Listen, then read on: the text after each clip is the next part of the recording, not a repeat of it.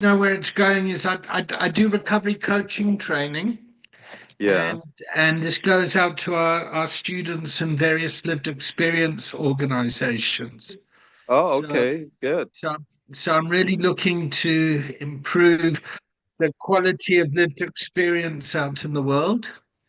And Yes. yeah, so it's going to an organization in the UK called Recovery Connections, which really are kind of leading the way in lived experience here in the UK. Recovery connections. I don't know if they're on my list. I have such a long list of organizations on the go because I'm reaching out to, well, we'll start in January, mid-January, we'll do a really big push once we have all of the details locked in of what they can avail themselves of from our conference and Great. the rest of our programming, you know. Okay, cool. Yeah. So let's check in.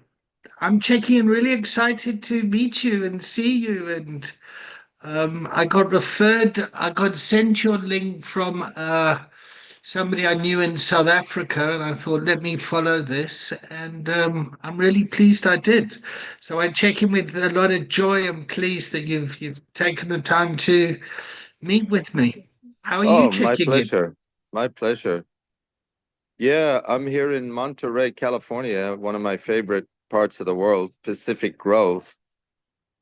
And it's thunder and lightning, but it'll clear up. It's one of the most beautiful. Are you familiar with the Monterey Bay area? Not really, no. Oh, it's a must visit if you get to the West Coast. But I spend a lot of time now on the West Coast between Los Angeles and Vancouver, BC, really, all the way up because I love the whole coast from Southern California to Northern California into Oregon, Washington. Okay. Yeah, so that's my world, All right. and I Yeah, no. spend a lot of time outdoors because I live in a van, so I'm mobile living at this stage of my life. I've chosen. So my kids are grown up, and me and my ex-wife do our own thing now. We get along Good. better than ever. Okay. Yeah, no, I've Yeah. been to LA and San Diego. Yeah, I So was just in LA for about 6 weeks. yeah. Yeah. So so tell me about your organization. Tell me about Friendly Circle, yeah, Friendly Circle Berlin. Berlin. Yeah. Yeah, people wonder that why Berlin and you're sitting in Monterey, California. Well, I was living in Berlin when I started that first Friendly Circle meeting, which was a live meeting. And I've always been a big fan of study meetings. I mean, I like going to just meetings for socializing, but usually most meetings you won't. You, probably the last place to go learn anything about the 12 steps is an AA meeting, unfortunately. But you might hear one or two whispers about them. But you know, I've liked the well for a long time. You know, I learned the steps from listening to Joe and Charlie on Okay. tapes, on cassette tapes, and so I mean, I've started step studies before. I've always enjoyed taking people through the steps, you know, because I'm doing the steps by taking people through the steps. You know, I'm learning more about me than them, you know. But which is basically the magic that's the magic potion that a lot of people miss out on, you know, unfortunately. Um, but when I had some very old school sponsors and not the type who tell you who, well, you got to wait to do this and you got to wait to do that. No, you got to do it now. You're not ready to do this. You're not ready. I mean, that's such. I hate when I hear people say that because how do they know? Most of us don't even know what's good for us. I don't want to be telling somebody what they're ready and not ready for. Obviously, you don't want somebody to go out and make an amend really quick that could damage themselves or others. You could give a little counsel in that respect, but telling people they're not ready to do 4 steps is one of the most dangerous things around the program. So anyway, I was taught just get it done because you're learning a process. And then once you do your 5th step, then you start sponsoring. So, and that's the only way I probably would have completed the steps, because I had to keep a step ahead of the guy I was sponsoring. And somebody said, "Oh, you could do him harm that way." I said, "Well, maybe you'll ask him. He's got 35 years sober, so you can go ask him if it did him any harm."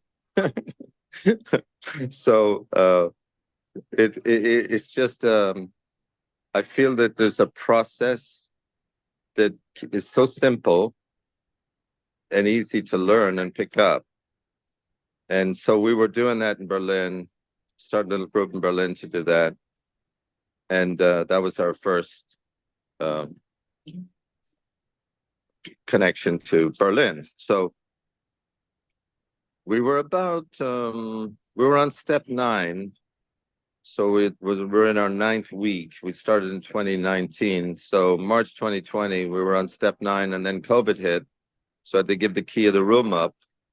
So we decided to start an online meeting as a beginners meeting on a Sunday, the Friendly Circle Beginners, which would be a beginners Q&A. Somebody would speak for 15 minutes about their early sobriety story, and we'd open it up for Q&A so that beginners could ask questions, because we figured there's no coffee shop for them to go to. COVID's happening. I mean, I didn't learn much in the meetings in the beginning. I learned more in the coffee shop after the meeting, because that's where the conversations happen. So we still have that Sunday meeting, and it does become quite conversational. People get all uptight about crosstalk, but sometimes people want, just if they're brand new, they just want to ask a question. They don't know what's going on, and that's fine. So we allow for that. And then we started the first Monday night workshops were really as a continuation of the Sunday night meeting. If people were new, wanted to learn the steps right away, they could come on a Monday and just do the steps. So it was a step study, and you could do a step a week for 12 weeks was the idea. And so that was our first Monday workshops. And, you know, we would get 8 or 10 people taken through the steps, me and my buddy Steve at the time. And then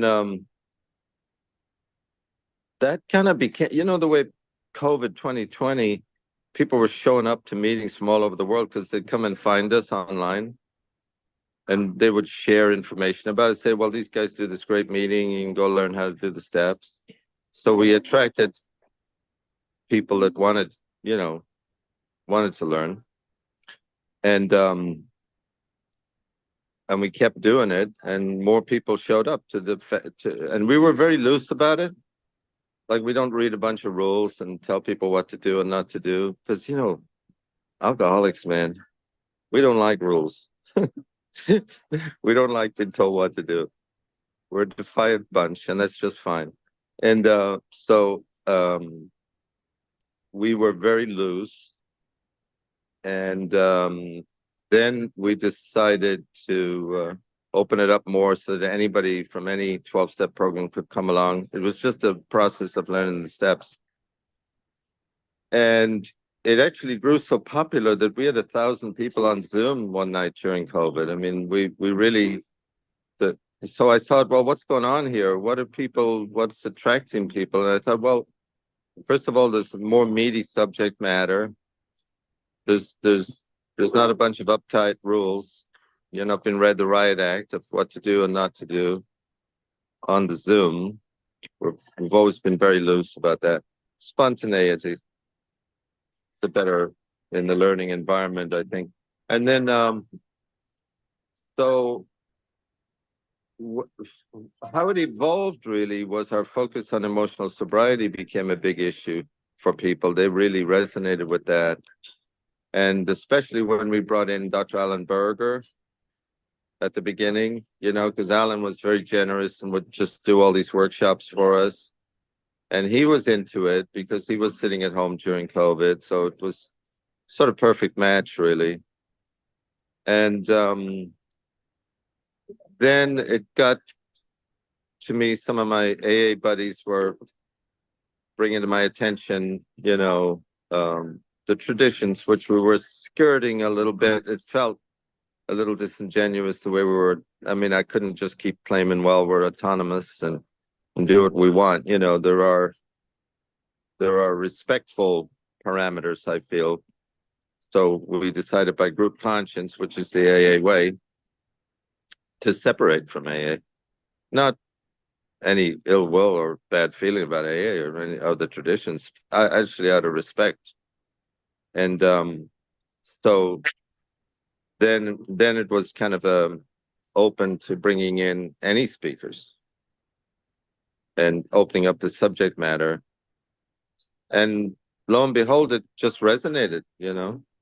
But we still sort of operate under the ethos, I would say, of 12 step. We're a very respectful group, I feel, and I mean, people say, "Oh, you had such a great vision." I said, "I didn't know what I was doing." Actually, to be honest, it wasn't the vision. It was just go with the flow, man, and see what happens. And we just found something that resonates and seems to work. So that's where we're at today. Now it's opened up a lot, as you can see. Oh, can I jump in now? Yeah, of course.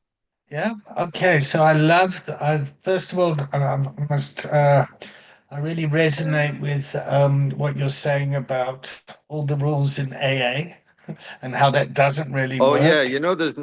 there's no rules. There's just a lot of people who'll tell you what they are. Yeah, I know. And so I resonate with that. I'm very much the same. All these kind of rules that have been fabricated yeah, so I'm very much like you. I'm also pleased that you've separated from AA out of respect and you're doing something else. That resonates for me too. I like the fact that that teaching component, if you want to learn something, teach it. Yep. And that goes deeper. And I like the way that technology has enabled us to create a more kind of connected community as a result of COVID. Yep. So I've always been kind of keen on technology I've always wanted to get kind of recovery out to more and more people. Hmm. And technology is a great enabler for that. Yeah. Hmm. Um, if I could just give you a bit of context of my history, if you're okay with that. Oh yeah, sure. Yeah. Okay. So I was originally a 12 stepper. Yeah. That got to a dark place where I went into treatment and I was introduced to the fellowship and I became a 12-step Nazi. Yeah, just very like this is how it gets done and da da da da. This is the only way. And and then I went and I opened up a treatment center in Johannesburg in South Africa in 2001. Hmm. And I did that while I was working in IT. Yep. And it was kind of like a do good thing, going to. And this treatment center then took on the Minnesota model of treatment. And I kept banging away at that until we got registered and licensed as a medical facility under South African law, which took us 7 years, by the way. And And then the people that I was working with and the model of treatment, it really didn't sit well with me anymore. Treatment was kind of people would come into treatment, they'd be in denial, and our job Hmm. was to break their denial. And you'd see these desperate families bringing their loved ones to treatment, and the loved ones weren't ready for treatment. And so I kind of had a bust up. I had a bust up with my partners there, and I really became opposed to the way 12-step principles and 12-step treatment had kind of been hijacked by the treatment industry. And the traditional 12-step sponsor stuff was kind of taken away by the rehabs. Yeah. So that kind of and people in the fellowships were, instead of kind of 12-stepping people, they'd send someone off to treatment. So I had that sort of challenge with it. I then did some coaching. I did some executive coaching training. And then I thought this would be really good for our clients in the rehab. And I started to develop recovery coaching. And I Googled in 2008 the term recovery coach, and I came across a guy in Chicago called William White. And Oh yeah, William White is he's famous, man. He's like the guy. He's the go-to guy. yeah, so I phoned Yeah, him up. Chestnut Health Systems. Yeah, yeah. So I phoned him up and I said, listen, I'm in South Africa in 2012, and I started to do a master's on the theory and practice of recovery coaching. And I phoned him up and said, listen, I'm doing this. Can I use your work? And blah, blah, blah. And he said, yes, for sure.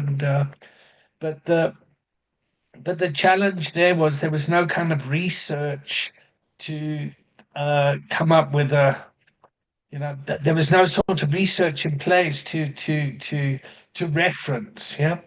So our form of research around this stuff has been action research, which basically means you go off, do something, you make mistakes or whatever, and you learn from it, and then you build on it. And then the treatment center, we moved to the biopsychosocial model. So we moved away from the disease concept to the biopsychosocial model, and got a Would you add multidisciplinary. the word spiritual to that too? To those three? I always feel that it's good to keep the word spiritual, biopsychosocial, spiritual. Personally, I feel Yeah. it's a good, yeah, it's good Yeah. to add that component Yeah. because I looked So at that model and I thought, well, that's fine, but we're 12 steps, so at our core, still, I don't want to get too far away into left field and become a political organization.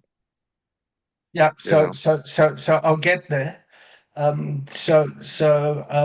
personally stepped away more, and then had this medical team come in and to work with trauma and to bring in more kind of professionals in the biopsychosocial model. But essentially, the coaching model is warm to my heart. And then we have a recovery wellness program. Yep. And the recovery wellness program is a 3-week program where its foundation is spiritual principles. And those Okay. spiritual principles come from fellowships. Yep. And then the second week program is the brain and mind and the neuroscience of addiction and all that sort of stuff. And the third week is community and growth. And and so that's a 3-week, 21-day program that keeps rolling, and it goes on for a year. So people would come, and going inpatient treatment would be a small part of someone's journey. And our relationship with the fellowship is people can come from H and I, come to the clinic and talk about it. But as a clinic, we don't take people through the steps, but we make them very aware of spiritual principles, and we prepare them for when they leave treatment. Yep. So that's the framework. However, what we've added to that is the archetypes. And this is where I'm really gotten really interested with Cody and that sort of stuff. And so our program is an amalgamation of 12-step principles combined with the archetypes. Yeah. We have 7 archetypes, within, below, above, warrior, lover, magician, and king or sovereign. And there's the Mhm. masculine and the feminine side of it. And that is split over Monday, Tuesday, Wednesday, Thursday, Friday, Saturday, Sunday. So people don't necessarily know that they're working on that, but the environment and the facility has been structured and built like that. So, for example, when somebody comes to our facility, they walk up 12 steps with spiritual principles painted on the steps before they get to the reception area. And then when they go into the reception area, they get kind of processed and they then enter into our therapeutic environment, our therapeutic community. So listening to well, coming get being introduced to you guys is something kind of mystical and like, how did this kind of happen? And then Cody's stuff comes along. It's like, oh, this is interesting. Let's follow this kind of magical thread. And now me and you are meeting here and we're chatting and talking. There's, there's that kind of stuff that I don't want to read too much into, but it excites me. I can feel my spirit getting uplifted as I talk to you about this. So, Yeah, yeah. No, I understand, and that's really, if you read the archetype of the hero's journey, that's mm, basically the hero's journey, is that you just take off into the dark alone, and the divine, the helpers come along, yeah, they appear, you know. yeah. It's an adventure. You just got to let go and take that road less traveled, and don't worry about it too much, because you're going to get the help you need along the way, and people show up. And that's always been the first book I read in sobriety was, well, the first one I read was Man's Search for Meaning, Viktor Frankl, before I read the big book. And Okay. it was back in 1989, San Francisco, which was an interesting place to get sober. Anyway, and then the second one I got into was Joseph Campbell, The Hero with a Thousand Faces. Okay. All Yeah. right. So those are the threads I was following that started to make the whole AA experience come alive more, and I could see that journey ahead of me, and I was very excited about it. And anyway, that's another tangent, but um I would say that letting go, letting go, letting go. I mean, that's the 3 most important things that we do in this on this path, and allowing things to happen, because there's so much we don't know. That's why we start with all our meetings with the set aside prayer.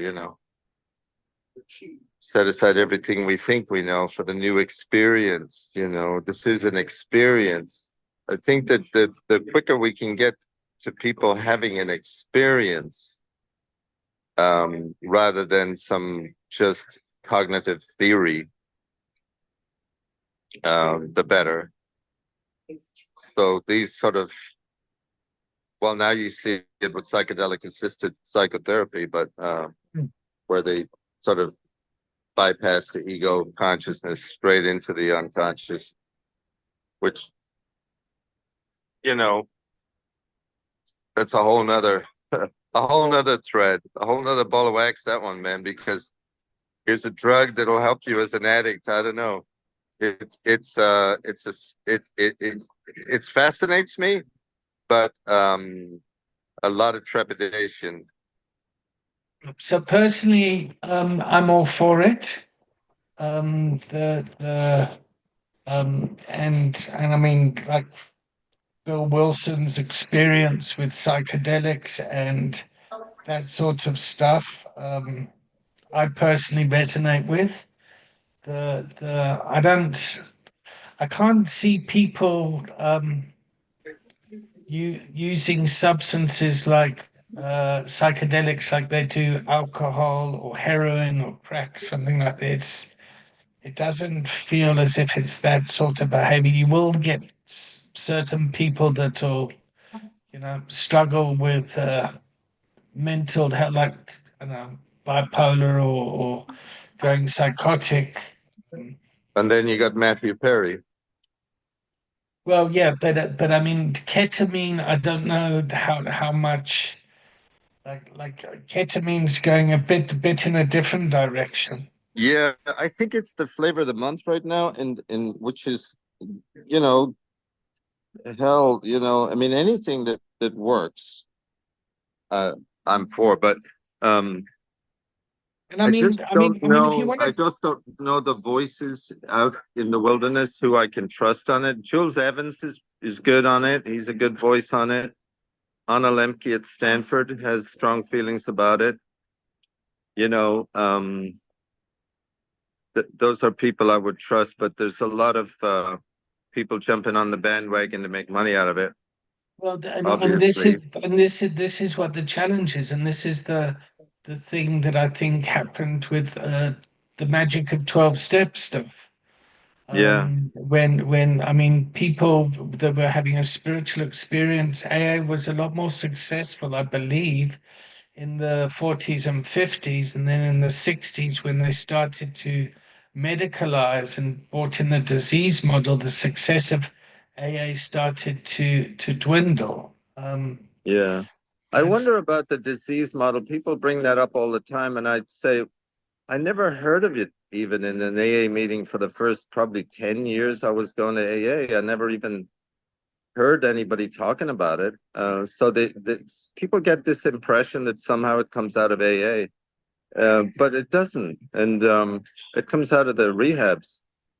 But well, actually, I mean, actually, if you read William White's stuff, the first time the disease model came in was in about 1772 or something, yeah, when there was people think, well, that AA, the disease model. I said, I never, it's not like we're going to meetings to talk about the disease model. I mean, if it ever comes up at a meeting with somebody using it in their share, they'll usually say, they'll use it in terms of depathologizing and feeling better about themselves. Well, when I learned I had a disease, I learned that I wasn't a bad person trying to get good. I was a sick person trying to get well. So it's very depathologizing to see it that way. Or people will often say, yes, I had a disease, a dis-ease. I was not at ease. I mean, that's usually the way we interpret it. We're not going around in AA meetings and talking about disease models. It comes up a lot, though, when people use it to criticize AA, and it kind of always baffles me where they're getting it from. If you look at the NA literature as well, I mean, they're very clear about it in the "Who is an Addict" preamble. Most of us do not have to think twice about this question. We know our whole lives and thinking we're sentient drugs in one form or another, getting and using, blah, blah, blah. We're in the Yeah, grips of a continuing and progressive illness whose ends are always the same: jails, institutions, and death. And that's I mean, I'm talking to the converted here. I mean, yeah. It's like the his old school, old style religion, you know. yeah, it's all But it's yeah, yeah. yeah. I mean, it gets the basic message though is so simple. And Monday night will be interesting because you can ask Bill Shaberg about all of these things because if he wrote the history of how this book got written, the big book. But there are so many misconceptions about, well, I'll say 12 step. I mean, the biggest misconception is that AA has somehow a monopoly on the 12 steps. I mean, if you go to an ACA meeting, I went to their annual conference in the UK in London this year. I mean, it's a completely different experience Then AA, different focus. If you go to OA, if you go to Al-Anon, I think there's 400, or somebody told me there's over 400 12-step programs. So if we get away from thinking, so many psychotherapists don't understand what we do. They have no clue, and they base and they usually, I talk to them, and the first thing they'll bring up is the disease model. And I'm thinking, well, what are you talking about? The 12 steps and the disease model. First of all, it's not talked about in any of the steps. So I'm not sure what you're talking about. So I think that there's so much that we can learn from each other. And that's why I like that so many therapists come to our group. And now we're developing this situation where we're giving points for people at this conference for Yeah, I their saw that ongoing CPD post. education. Yeah. And if you think about it, I don't know if any community group of people, grassroots in the 12-step programs, but now recovery programs, whatever they are, there's people in Smart Recovery come to us. I think that's great. Dharma Recovery, lots and lots from the secular side of 12-step. So, I mean, we have no concern about who's showing up, so long as they want to show up. And but what's good about your organization is, one, you're not aligned with AA, but two, you really support multiple pathways to recovery. well, And because we don't know. yeah. We're not experts. We're not Mm. experts. We're just grassroots people, and we have some ideas, and we're running with them. And now we're able to bring in psychotherapists who are some of the top in the world, who are also very understanding of 12-step and the universality of the 12-step approach. First of all, they're not patented. The 12 steps, AA doesn't have a patent on them. No, yeah.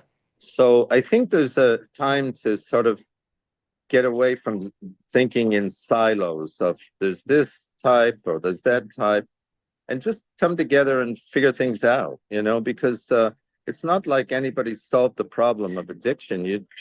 I was just in LA, down on Skid Row. I lived on Skid Row in Los Angeles, 1988, in a sleeping bag. So I've been there, and I'm going down there now, and it's worse. So it's not like, did all these geniuses solve anything? And then they want to argue over it's this model or it's that model. I'm sorry, but it becomes kind of tiring and I couldn't repetitive. agree with you more. Yeah, and it's just a great big rabbit hole. And now, of course, you have online conspiracy theories, which is a whole nother addiction. So, it's just trying to figure out what is reality here. And it's very simple. It's a program to help us live life on life's terms.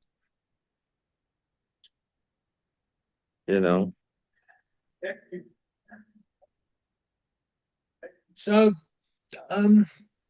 how much time have you got? You got another 5 minutes, 10 minutes? Yeah. Yeah. Okay. So just talk to me about this conference in Ireland. What's going to make that a success? I've signed up for it. And yeah, so I'll be there. Yeah. What's Well, we did the first one we just winged it. We had 6 months to plan it. So it was a push and a shove.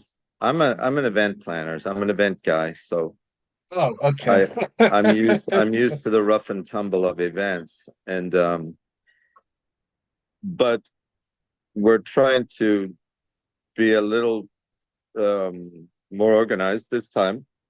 Obviously, we winged it, and we just made it. Paying the bills is obviously a huge component of this. We came out of it without any debt, and we paid all our bills. So all the vendors were happy. And it turned out to be an enormous success. It was a really great experience. It was an experience. We're not corporate event planners. we're really creating an experience. That event is an experience. So, how do we maintain that sense of wonder and experience when you have, obviously the pressures of coming up with money and paying for these things and not wanting to take corporate sponsorship? Well, you've really depended on the community buying tickets and supporting us with additional donations, and that's really winging it. Let me tell you, we were like a week out, and I was $5,000 in the hole. So gladly that came in Zoom sales, and so last minute. So we made it work. This time around, rather than again going to seek corporate sponsorship, we came up with this idea of the points, CPD points, which Jamie Marich is partnering with us on through her Institute for Creative Mindfulness. And Jamie is wonderful, perfect partner for something like this, so aligned with what we're doing. Jamie wrote the book, Trauma and the 12 Steps, which now has a workbook. She's written 17 or 18 books now. She's a Wonder Woman. I really love Jamie. And so much respect. And so working with her will be just great. I mean, that's an incredible addition. And that just came out of the blue. We brought up the idea and she said, oh yeah, I can do that. And we can do this. And so it's just all working out.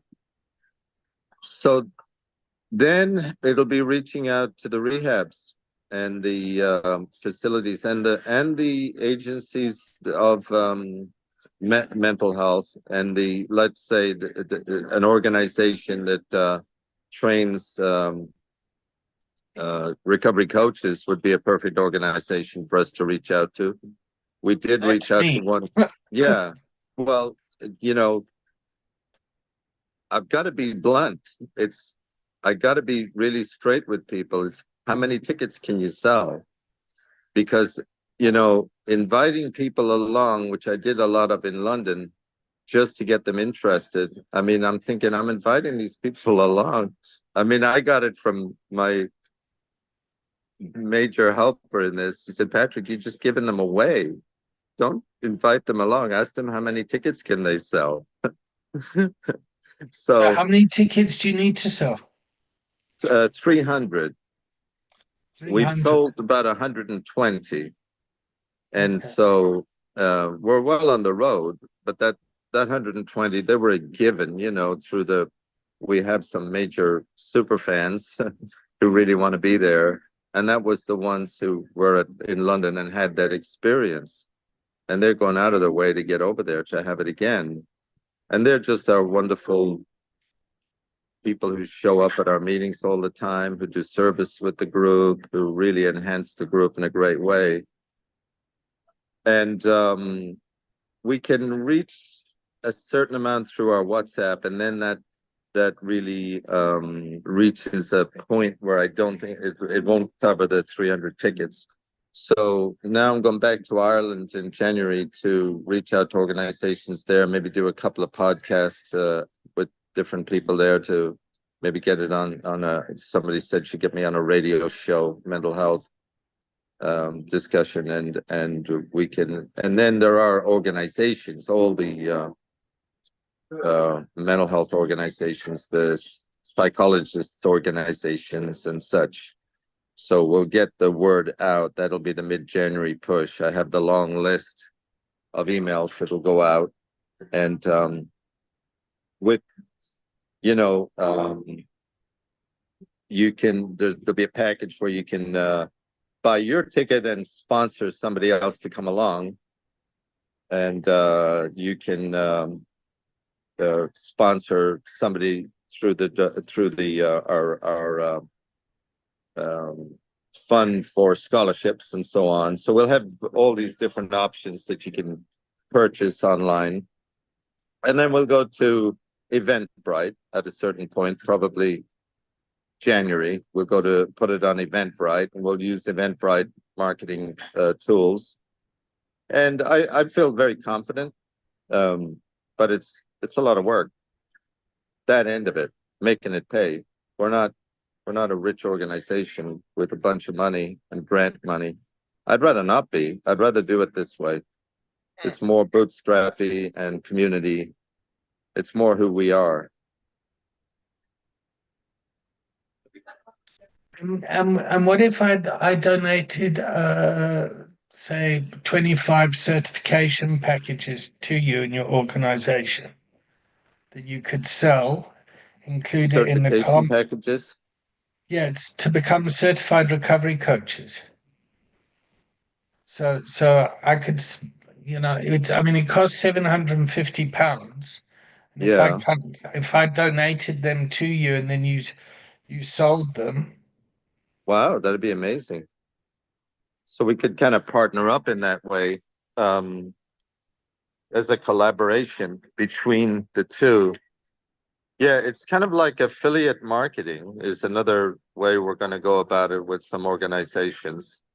We're going to have an affiliate marketing program, but having something like that donated that we can actually then allow you see people in what in the what community, because what you're looking for those really motivated people exactly. in recovery who are coming along to get their education and motivated. And the easiest way in, to become a certified psychologist is how many years?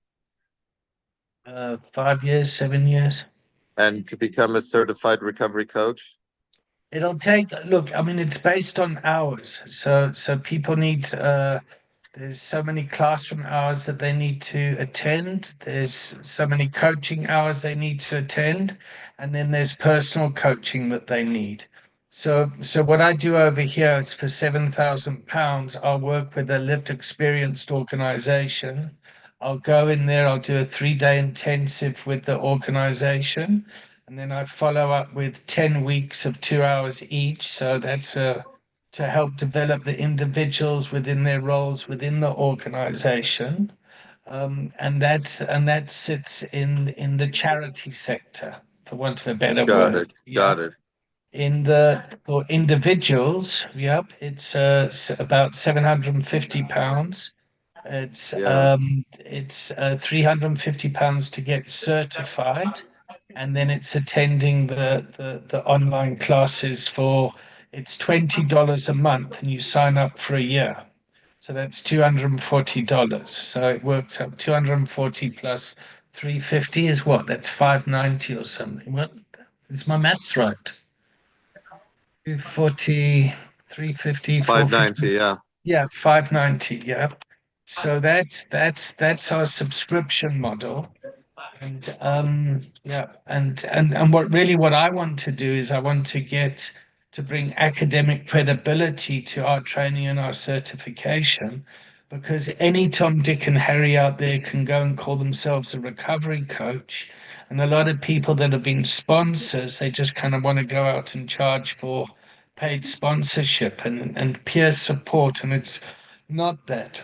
Like our training and work, I'm looking for academic credibility. Um, because, and I say this with humility, but I mean our work is it's been around. It's a good product. Yeah. And I Are mean you the familiar hard with David Best over there?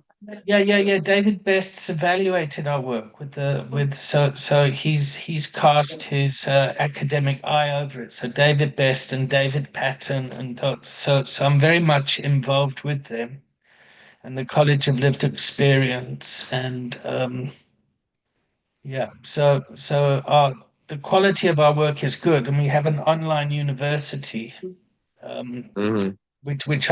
I've already started promoting the conference and this stuff. We just Hmm. recently launched our app a couple of weeks ago. You So built an app? yeah. So we are on How much did Play. that cost you? So I got it for free because we're a public benefit organization. We come from Because it Africa. costs a lot to make a good app. Yeah. So I'll gladly add you to it if you want. Yeah, I'd love to see the app. I'm interested in all that. My brother's in tech in Silicon Valley. He's in AI. Yeah, okay. He's a CEO of an organization of a company there, Speech Lab. He's doing we're we're going to be doing our videos in Spanish. We've started with some Spanish, and we'll be able to do real-time language translations. And create bots. We're creating a bot of Alan Berger. Okay. Okay. But So yeah, so there's yeah, an so off there's an offer for you if you want. well, thank you very much. I will follow up with you on that, on the logistics of all of that, because that's fascinating. I mean, the idea of being able to get people coaching with a good organization, because the coaching schools here, you can go to Florida, to Florida and get a coaching certificate in 4 hours. Yeah, But no, it's what's happening in the States isn't great. no, I know. And so you don't want to get tarred with the same brush as those coaches. I wish there was another term you could use other than coach, even. Yep. So our training path has like we'll have volunteers, ambassadors, peer recovery specialists, recovery coaches, systemic wellness practitioners, and then case managers. And the case manager is the kind of the creme de la creme of our training, and that will take someone about 2 years to qualify in that because they really need to get an understanding of a multidisciplinary team and all the different components around it. Yeah. But it does offer a great training path for somebody. And I mean, Oh, yeah. if you want to take David's work and the CHIME model, connectedness, hope, identity, meaning, and empowerment, it Yeah. really does offer it does give someone that kind of identity. And then if you look Yeah. at Dot's work and what Recovery Connections has done in Middlesbrough with recovery cities, yeah, I mean, they really are leading the way in the Yeah. UK. No, I know Yeah. David best. I mean, I was sort of sideways in touch with him about presenting in London, but we decided that it was maybe not a fit for that particular cohort that we were doing, because of we were trying to make this really, I mean, that's so academic, and maybe for another conference, another type conference. Ours, we want to bring in actors and singers and dancers. So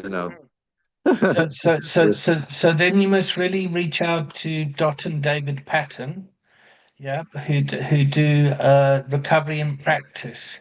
And they've just done two conferences, one at Derby University and one at Teesside University, And where where it is that sort of a conference where there's a lot more kind of cultural, uh, the dancing, the it's poetry, the yeah, that's what we want in Dublin. We're going to have groups singing.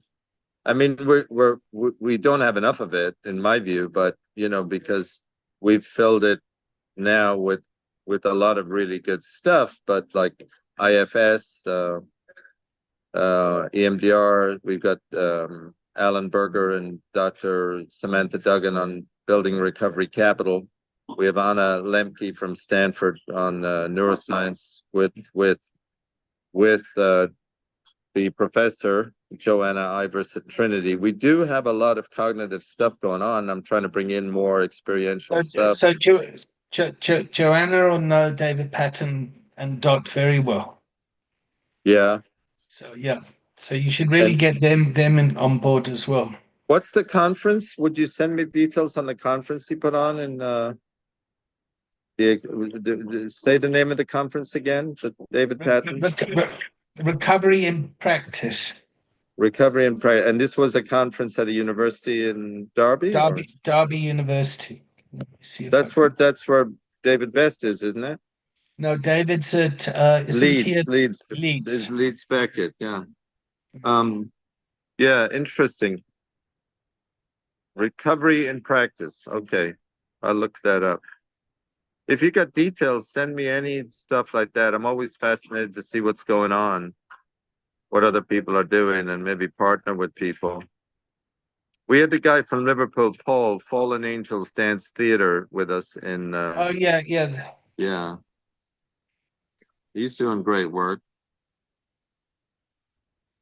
Lovely fellow. Let's see if there's. And we're bringing in Jan Winnell, polyvagal theory, Okay. the felt sense polyvagal model.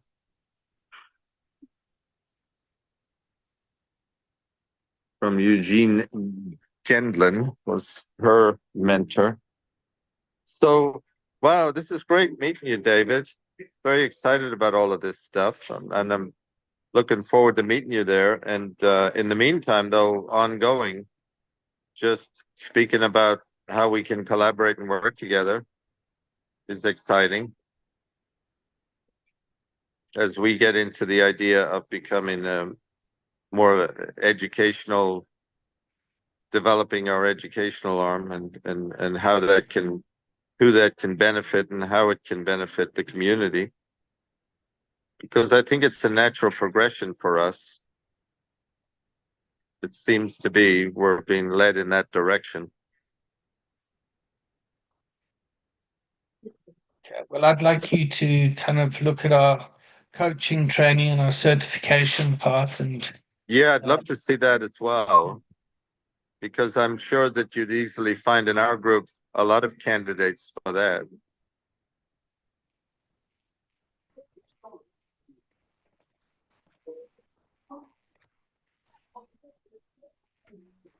okay. So there's Recovery Connections. Are you getting the links in the chat? Yeah, Yeah.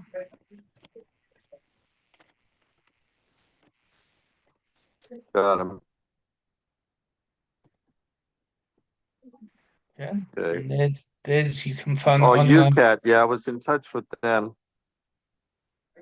Where do you see Or you, UCAT? oh, UX. No, not them. Yeah. There's No, something no, called no. UCAT. UCAT is Yeah. Yeah. something else. They're into the kind of the referral commission type stuff for treatment. That's not my cup of tea personally. Okay. Yeah. That's the Ubuntu Academy of Coaching Training in the UK, which is essentially my work. Okay. Excellent, David. Thank you so much, man. Well, it's great meeting you, Yeah. and I Hang on, look I'm forward to sending you some some more. follow-up. Oh, wow. Look at this. Okay, so the last one was the South African Public Benefit Organization.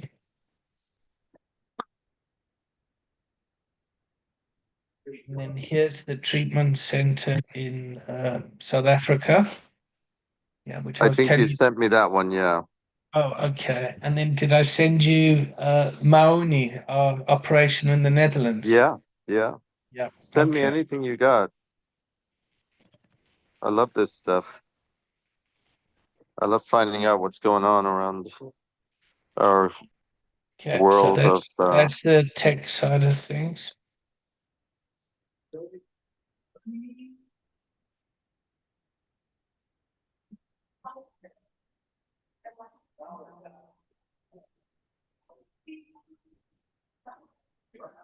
What's your plan for tonight? what's my plan for today? Yeah. Well, I'm going to spend the day here in Monterey, down on the beach at Asilomar, which is a beautiful stretch of beach a few miles long down here. One of my favorite beaches anywhere in the world. And they have a great conference center down there too. And they're real to come and have a conference experience, Asilomar would be the place. But for something, maybe a small group of really intensive stuff, Asilomar, you can't beat, just can't beat it because of the setting. And then I'm slowly making my way up to San Francisco. I'll be in San Francisco midweek, then a bit further north, and then back to San Francisco for Christmas. Okay. Yeah, my daughter lives in San Francisco, Okay, cool. so I'll hang out with her. Hang on one second. Alrighty. I'll just add you to our platform if you want quickly. Yeah. I like to get things done quickly. Okay, just read out your email address to me. Patrick J for Joseph. So So it's that's Patrick with the K, Patrick. Patrickj J McAteer,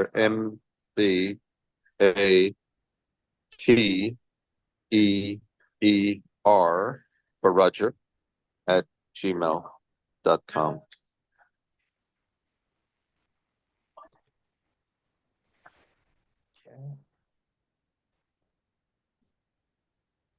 I'm gonna add you to Recovery Connections. But please, Okay. please be mindful that that's a closed Lero. It's the leading lived experience organization. But I'm going to add you to UACT, our community, and then I'm going to add you to our community of practice. Yeah, but I'd love to see the app. Yeah, you'll be able to download the app now.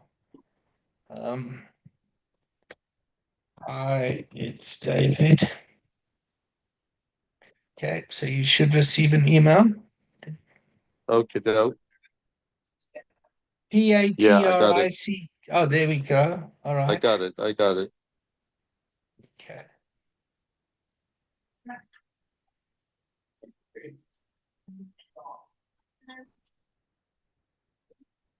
Excellent. And then you should be able to download. Are you iPhone or Android? iPhone. Okay, so you should be able to download the iPhone app. Okay. I'll send you the link as well. I'm organized, no? You're very organized. I'm very impressed. No, I'm impressed with myself. I've got a really good assistant, Matea. She's in Slovenia, a member of ACA. She's just a lifesaver. Meeting with her in an hour. Okay. And Just try that link there. See if the app opens. in un momento. Un momento.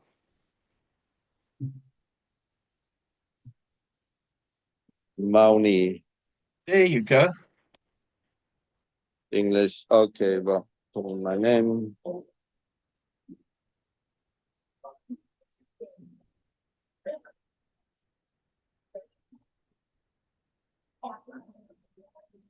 So what we could do is we could take your 26 students, or how many did I just give you? 25, 26. Well, let's say 26. Yeah. And we could create a group, a class for you on here, and then we could track those students through their certification.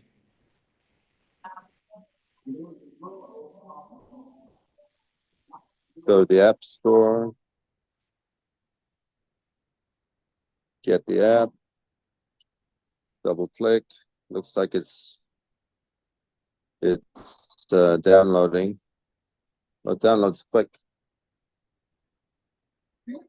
Okie doke. Log in.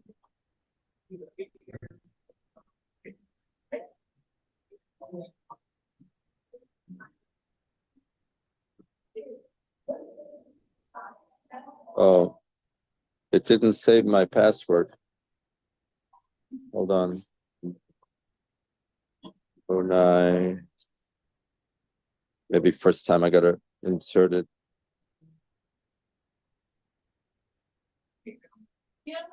MUNAI. MAUNI. MAUNI. Yeah. It didn't save. I'll have to go back and do it again. It didn't save into I did hit save it. I chose the so I don't have the password. Okay. I'll have Well, to start over. all right. I'll If do you it have later and I'll let you know. if you have any challenges, reach out. All right, mate. Well, that's been All a righty. Well, wonderful thanks, meeting. David. It's been a great conversation. I really enjoyed it. Mm. And we Looking forward recorded to. it, so it'll go down in history. Oh, you did? I didn't see the record. Hold on, you did? Yeah, I streamed it to YouTube. Oh, okay, gotcha. Yeah, I'll send you the link later. It's unlisted. Okay, dokie. If you wanted to go public, let me know, and I don't mind doing that. I'll take a look at it. I'll send it to my agent Your agent. for approval. He's in Beverly Hills. Yeah. Anyway, Oh, yeah. nah, just kidding. But yeah, just send it to me, and with I don't care if it goes public. It doesn't matter to me. Maybe, but I might want to be careful with certain things. Um, people take things very seriously these days. But yeah, I mean, my attitude though has always been very upfront on the meetings. People know me, and we're not. I mean, the first 3 years I paid for everything myself for the group, but then I got to the point where that didn't make sense anymore. It's a community organization. So it was just last year that the group started paying donations. We didn't start the PayPal till last December. So the PayPal's been going a year. But I'm glad I started it when I did, because that helped us get over the top for the London conference, because without those donations, we wouldn't have made it. Yeah. And it's the same, but you don't want to become dependent on donations in the recovery community, because they're few and far between for the amount of people who show up. But I don't have a problem with that. That's just the way it is. I just got to look at alternative ways to now fund this thing, especially conferences, because you're taking on a big nut. It's over 50 grand, so it's no chump change. Because we pay for the expenses, travel and lodging for the presenters. The venues is not cheap. AV costs you a lot, to do professional quality AV. So we wanted, I like to do it professionally because it's my profession. So it was.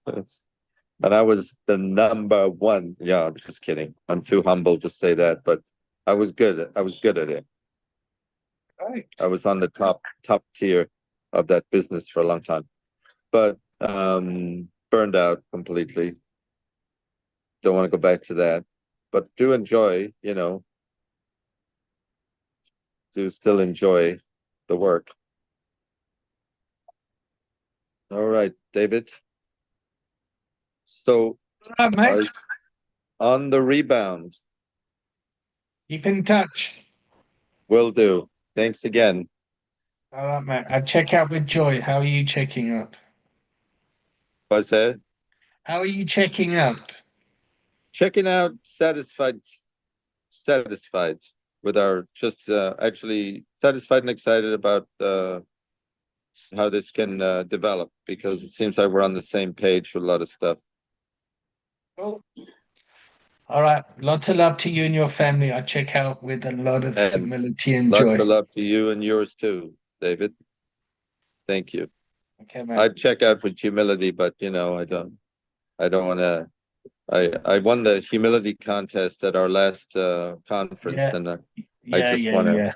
yeah. Yeah. Okay, okay. Take care.